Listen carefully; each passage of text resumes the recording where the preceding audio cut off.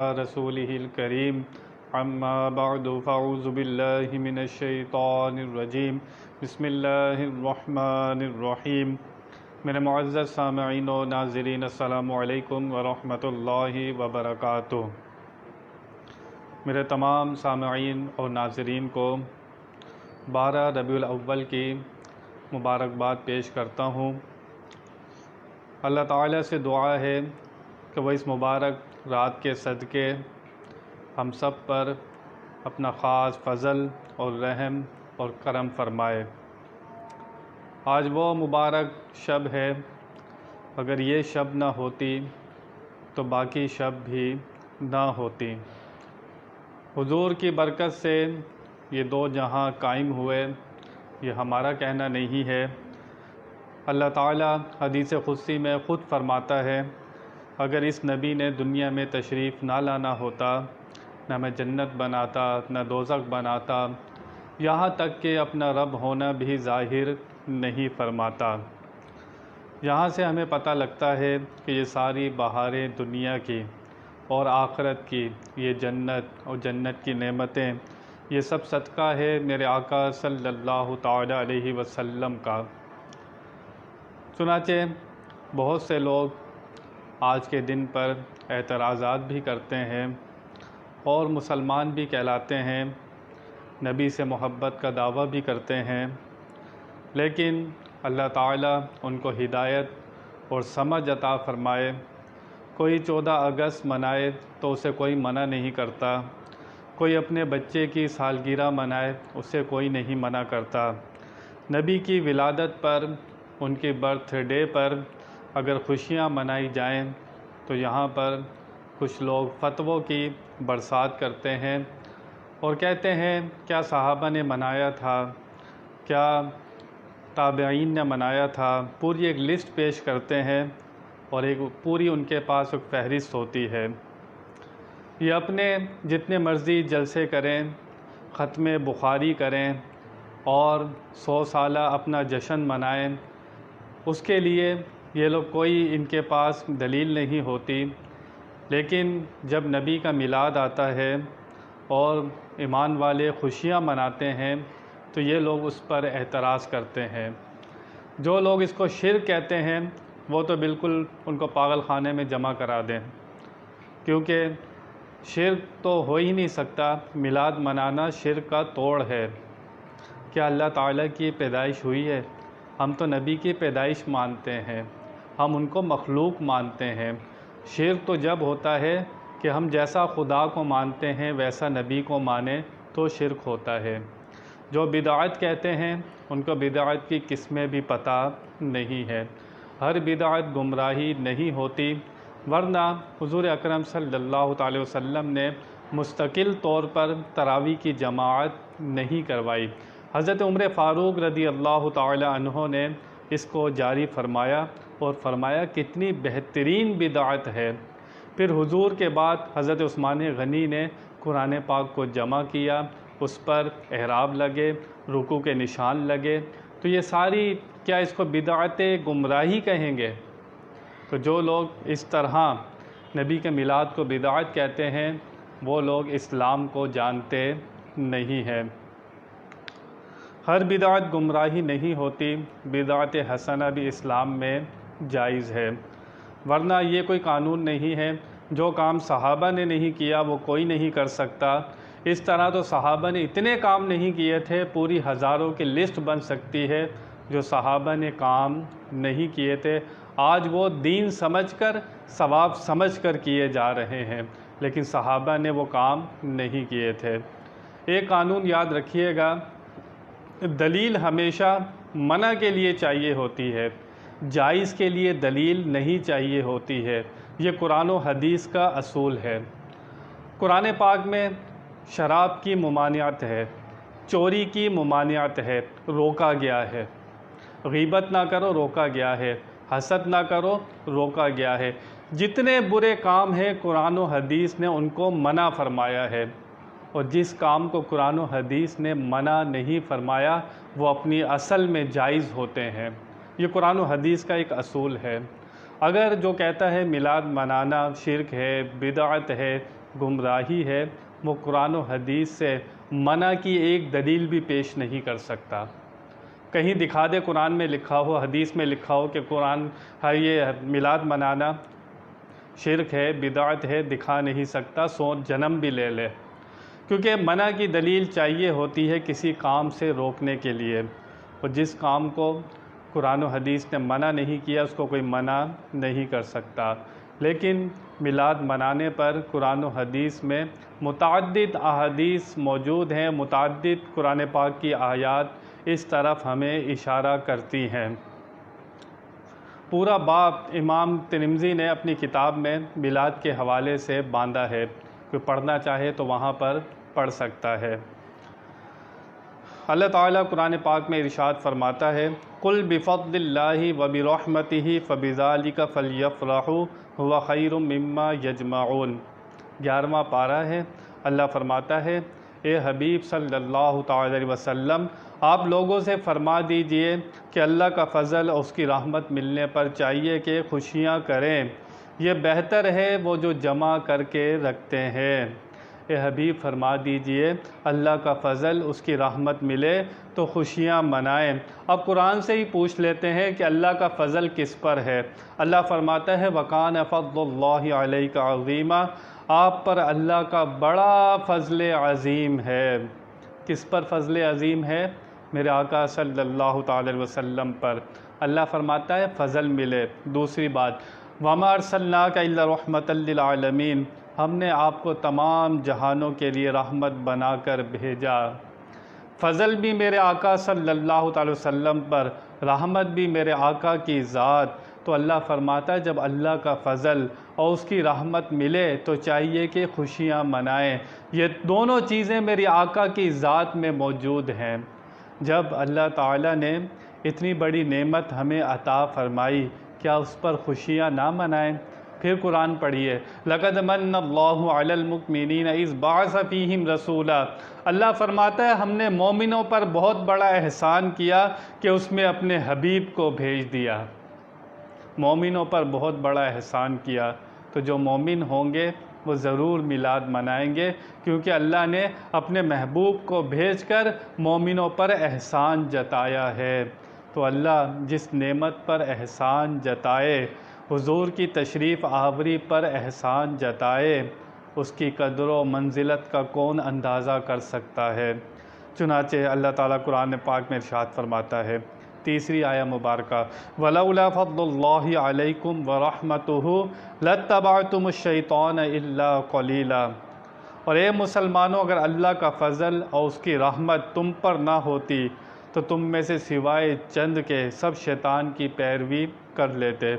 تمام مفسرین فرماتے ہیں اس آیہ مبارکہ سے مراد میرے آقا صلی اللہ تعالی علیہ وسلم کی ذات مبارک ہے۔ آپ کی وجہ سے ہی ہم آج کلمہ پڑھتے ہیں۔ ہمیں کلمہ کس نے پڑھنا سکھایا ہے؟ ہمیں رب کا پتہ کس نے بتایا ہے؟ جنت دوزخ کہاں ہوتی ہے ہمیں کس نے بتایا ہے؟ ہمیں فرشتوں کے بارے میں، جن کے بارے میں، قبر کے سوالات کے بارے میں جو کچھ ملا ہے ہمیں آپ سے ملا ہے۔ ہم پر کوئی دنیا میں ذرا سا احسان کر دے، ہم ساری زندگی اس کا احسان نہیں بھولتے۔ ہمیں تو میرے آقا صلی اللہ علیہ وسلم نے دائمی احسان ہم پر فرمایا ہے تاکہ تمہیں جنت ملے، جنت کی نعمتیں ملیں، اللہ کا دیدار ملے۔ سب کچھ آپ کے وسیلے سے ملا ہے۔ کسی کو ڈائریکٹ ملا ہو تو وہ سامنے پیش کرے، کسی کو ڈائریکٹ نہیں ملا۔ تو جو اتنا بڑا ہم پر احسان کرے، فضل کرے، کیا اس کی خوشی نہیں منانی چاہیے؟ کیا اس سے محبت نہیں کرنا چاہیے؟ اپنے ضمیر سے فیصلہ کر لیں، آپ اپنے گریبان میں جھانکیں، آپ اپنے بچے کی خوشی کرتے ہیں، پاکستان بننے کی خوشی کرتے ہیں، کیا جب نبی آئے اس کی خوشی نہیں کریں گے؟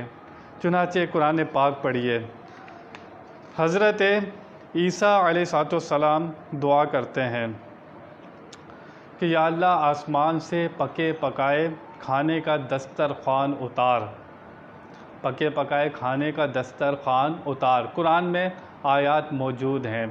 تو جس دن وہ دسترخوان اترے گا وہ دن ہمارے لیے عید کا دن ہوگا۔ جس دن پکے پکائے کھانوں کا دسترخوان اترے گا اس دن ہم عید کا دن منائیں گے۔ اپنی عقل سے، اپنے فہم سے، اپنے ضمیر کی عدالت میں فیصلہ کیجئے گا۔ کیا پکے پکائے کھانے بڑی نعمت ہیں، پکے پکائے کھانے، یا اللہ کا حبیب بڑی نعمت ہے؟ وہ تو کہہ رہے ہیں دسترخوان اترے تو ہم عید کا دن منائیں گے۔ جب اللہ کا حبیب آئے، وہ کس کے حبیب ہیں؟ اللہ کے محبوب ہیں۔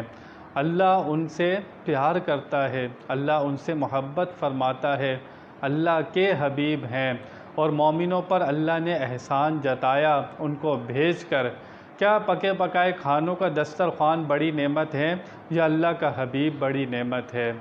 آپ اپنے ضمیر کی عدالت سے فیصلہ کر لیجئے گا کہ کون بڑی نعمت ہے، آپ کو جواب خود ہی مل جائے گا۔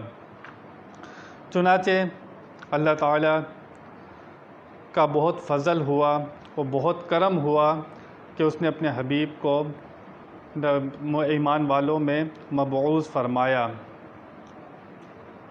میرے آقا صلی اللہ تعالی وسلم کی پیدائش لوگ کہتے ہیں 12 ربیع الاول کو ہوئی، لیکن یہ تو حضور کی تشریف آوری کا ٹائم تھا جب آپ دنیا میں تشریف لائے۔ لیکن اللہ تعالیٰ نے ساری کائنات سے پہلے، میرا کہنا نہیں ہے، ساری کائنات سے پہلے حدیث موجود ہے، اپنے نور سے نبی کے نور کو پیدا فرمایا، اپنے نور سے نبی کے نور کو پیدا فرمایا۔ اس کے بعد اسی نور سے لوح و قلم اور باقی ساری چیزیں خلق کی گئیں۔ تو حضور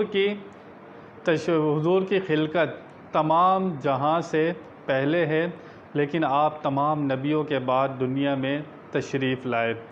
چنانچہ حدیث شریف میں آتا ہے، مشکات میں حدیث پاک موجود، حضور اکرم صلی اللہ تعالی علیہ وسلم جبریل امین سے ایک دن فرمایا کہ جبریل تیری عمر کتنی ہے؟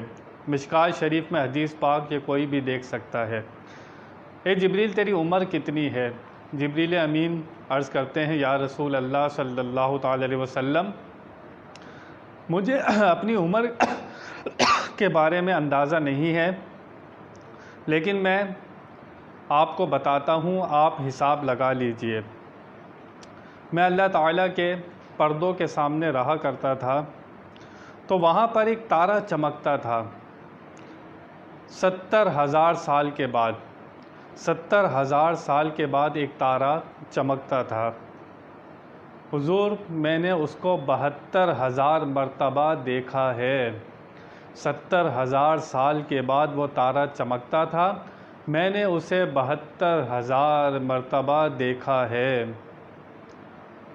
جبریل امین کو نہیں پتا کہ وہ تارا جو چمکتا تھا وہ کون تھا۔ اب میرے آقا صلی اللہ علیہ وسلم کا جواب سنیے۔ آپ جبریل امین کو فرماتے ہیں کہ جبریل، جس تارے کو تو دیکھتا تھا 70,000 سال کے بعد اور 72,000 مرتبہ تو نے اسے دیکھا، تو یہ جبریل وہ تارا میں تھا، وہ تارا میں تھا۔ تو حضور کی پیدائش کتنی پہلے ہو چکی تھی کہ جبریل امین اس تارے کو دیکھا کرتے تھے کہ کوئی اندازہ کر سکتا ہے۔ حضور تمام نبیوں کے بعد دنیا میں تشریف لائے، لیکن سب سے پہلے اللہ تعالیٰ نے اپنے نور سے نبی کے نور کو پیدا فرمایا۔ چنانچہ میرے آقا صلی اللہ تعالیٰ علیہ وسلم کی بہت شان، بہت مرتبہ آپ کا، کچھ لوگ یہ کہتے ہیں کہ حضور ایک مرتبہ پیدا ہو گئے کہ تم بار بار پھر کیوں خوشی مناتے ہو؟ ایک مرتبہ پیدا ہو گئے، وہ مبارک ساعت تھی، لیکن ہر سال تو حضور پیدا نہیں ہوتے، یہ بھی اعتراض کیا جاتا ہے۔ لیکن شب قدر میں قرآن پاک نازل ہوا، ہر شب قدر میں اب قرآن پاک نازل نہیں ہوتا، لیکن قیامت تک کے لیے جتنی شب قدر آئیں گی سب کو برکت والا بنا گیا، حکم آ گیا کہ شب قدر کو تلاش کیا جائے، کیونکہ قرآن پاک کا نزول ہوا تھا، قیامت تک کی تمام شب قدر برکت والی ہو گئی۔ میرے آقا صلی اللہ تعالی علیہ وسلم بھی 12 ربیع الاول کو پیر کے دن صبح صادق کے وقت دنیا میں تشریف لائے۔ جس وقت آپ تشریف لائے قیامت تک کے لیے وہ ساعتیں برکتیں والی ہو گئیں۔ اور کرم والی ہو گئیں، فضل والی ہو گئیں، جس کو رحمتیں سمیٹنی ہے اس دن کو منائے اور نبی پاک صلی اللہ تعالی وسلم سے اپنی جان سے زیادہ بھی محبت رکھے تو پھر وہ شخص کامل مومن ہوتا ہے۔ چنانچہ لوگ کہتے ہیں کہ جلوس کیوں نکالتے ہو، یہ بھی مسلم شریف میں موجود ہے۔ میرے آقا صلی اللہ تعالی وسلم، مکہ والوں نے ظلم و ستم کی انتہا کر دی، آپ کو ہجرت کرنا پڑی۔ جب آپ مدینہ منورہ میں تشریف لائے تو وہاں پر لوگ اپنی چھتوں پر چڑھے ہوئے تھے، لوگ آپ کے راستے میں کھڑے ہوئے تھے، آپ کے انتظار میں، آپ کی عزت اور توقیر کے لیے لوگ رستوں میں کھڑے تھے اور سب یہی چاہ رہے تھے کہ حضور اکرم صلی اللہ تعالی وسلم آج ہمارے مہمان بن جائیں۔ حضور اونٹنی پر سوار تھے اور سب آپ کی راہ تک رہے تھے۔ چنانچہ جو بچیاں گیت گا رہی تھیں وہ بھی حدیث میں موجود ہے، وہ پڑھ رہی تھی بچیاں طلع البدر علینا من ثنیۃ الوداع وجب الشکر علینا ما دعا للہ داعی۔ ہم پر 14ویں کا چاند چڑھ آیا ہے، یہ مدینہ والے کے جو بچیاں ہیں وہ پڑھ رہی ہیں، ہم پر 14ویں کا چاند چڑھ آیا ہے گھٹا کی وادیوں سے، ہم پر ان کا شکر واجب ہو گیا ہے جب تک کوئی دعا کرنے والا دعا کرتا رہے۔ ان کا شکر ہم پر واجب ہو گیا ہے جب تک کوئی دعا کرنے والا کرتا رہے۔ حضور ان کو منع نہیں فرما رہے۔ نبی کے سامنے کوئی بات کی جائے، نبی کا کام ہوتا ہے، اگر وہ کام یا فعل غلط ہو نبی فوراً ٹوکتا ہے۔ وہ بچیاں ڈف بجا رہی ہیں، گیت گا رہی ہیں کہ ان کا شکر ہم پر واجب ہو گیا ہے، تو وہ بچیاں جانتی تھیں کہ آقا صلی اللہ تعالی علیہ وسلم کتنی بڑی نعمت ہے۔ آج کا عالم ہو کر، مفتی ہو کر کوئی میلاد پر اعتراض کرے اور طرح طرح کی باتیں کرے، اس کو سوچنا چاہیے وہ کس کا دین پڑھ کر عالم بنا ہے، وہ کس کا دین پڑھ کر مفتی بنا ہے، جن کی برکت سے آج لوگ اس کی عزت کرتے ہیں، کیا وہ انہی کا دن منانے سے منع کرتا ہے؟ اس کو اپنے گریبان میں جھانکنا ہوگا۔ چنانچہ ایک صحابی حضرت ابو بردہ اسلمی، انہوں نے اپنی پگڑی کھولی، نیزے پر باندھی اور جھنڈا بنا لیا، یہ بھی مسلم شریف میں موجود ہے۔ نیزے پر باندھ کر پگڑی کھولی، اس کا جھنڈا بنا لیا۔ اس ٹائم پہ ان کے پاس کوئی جھنڈا نہیں تھا، انہیں اپنے امام شریف کا ہی جھنڈا بنا لیا۔ چنانچہ جو لوگ میلاد مناتے ہیں ان کو ملتا کیا ہے، یہ بھی بخاری شریف میں موجود ہے۔ حضور کے چچا ابو لہب، اس کی ایک لونڈی تھی، اس نے آ کر خبر دی کہ آپ کے ہاں بھتیجے کی پیدائش ہوئی ہے۔ چچا تھا لیکن نبی پاک صلی اللہ تعالی وسلم نے جب نبوت کا اعلان فرمایا تو آپ کا جانی دشمن ہو گیا، طرح طرح کی آپ کے خلاف باتیں کرنے لگا، ایمان آپ پر لے کر نہیں آیا۔ جب آپ کی پیدائش ہوئی نبی پاک صلی اللہ تعالی وسلم کی، جب لونڈی ابو لہب کے پاس خبر لے کر آئی کہ آپ کے چچا کے پیدائش ہوئی ہے، جب یہ خبر لے کر آئی تو ابو لہب نے اپنی خوشی سے، اپنی انگلی کے اشارے سے اس لونڈی کو کہا آج سے تو آزاد ہے۔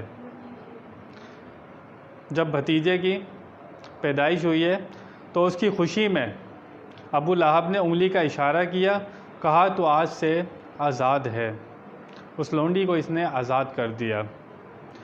چنانچہ تبت یدا ابی لہب، قرآن میں سورہ لہب موجود ہے۔ چنانچہ جب اس کا انتقال ہو گیا ابو لہب کا، آپ کے چچا حضرت عباس بن عبد المطلب نے آپ کو خواب میں دیکھا اور کہا کہ ابو لہب کیا حال ہے آپ کا؟ فرمایا سر سے لے کر پاؤں تک عذاب ہی عذاب ہو رہا ہے، کاش کہ اپنے بھتیجے پر ایمان لے آتا، کاش کہ اپنے بھتیجے پر ایمان لے آتا۔ لیکن جب پیر کا دن آتا ہے، وہ ساعت آتی ہے تو میری انگلی سے، جس انگلی سے میں نے اپنی بھتیجے کی خوشی منائی تھی، اس کو آزاد کیا تھا، اسی انگلی سے ایک چشمہ نکلتا ہے، بڑا ہی ٹھنڈا اور بڑا ہی میٹھا۔ اس کو اپنے منہ میں رکھتا ہوں، اس کو چوستا ہوں، میرا عذاب ہلکا ہو جاتا ہے اور مجھے کوئی ٹھنڈک اور پانی ملتا ہے، اور لیکن اس کے بعد سر سے لے کر پاؤں تک عذاب ہی عذاب میں مبتلا رہتا ہوں۔ ابو لہب نے اپنے بھتیجے کی خوشی منائی تھی، ہم نبی کی خوشی مناتے ہیں۔ اس نے بھتیجے کی خوشی منائی تھی، نبی کی خوشی نہیں منائی تھی، وہ تو نبی مانتا ہی نہیں تھا۔ لیکن جو ایمان والا نبی کی خوشی منائے گا، ان سے محبت رکھے گا، وہ کتنا انعام پائے گا، وہ اللہ کا کتنا فضل پائے گا، وہ خود اندازہ کر سکتا ہے۔ جب ابو لہب کے عذاب میں تخفیف ہو سکتی ہے، کمی ہو سکتی ہے، بھتیجے کی خوشی منانے پر جو ایمان والا نبی کی خوشی منائے گا، اس کو کیا کچھ ملے گا وہ اندازہ نہیں کر سکتا۔ تو عید میلاد النبی منانا بہت برکت والا کام ہے اور اللہ رسول کو خوش کرنے والا کام ہے، لیکن خرافات سے بچنا چاہیے۔ جو اس کے اندر لوگوں نے بری باتیں ڈال دی ہیں یا غیروں نے ڈال دی ہیں، شریعت کے اندر رہ کر اس خوشی کو منانا چاہیے، اور جو کوئی غلط بات ہو اس سے بچنا چاہیے۔ اللہ تعالیٰ سے دعا ہے کہ وہ ہمیں اس 12 ربیع الاول کی برکتیں عطا فرمائے اور حضور کا ہم پر خاص رحم فرمائے، کرم فرمائے۔ بیان میں کوئی غلطی ہوئی ہو اللہ کی بارگاہ میں توبہ کرتا ہوں۔ آخر دعوانا ان الحمد للہ رب العالمین۔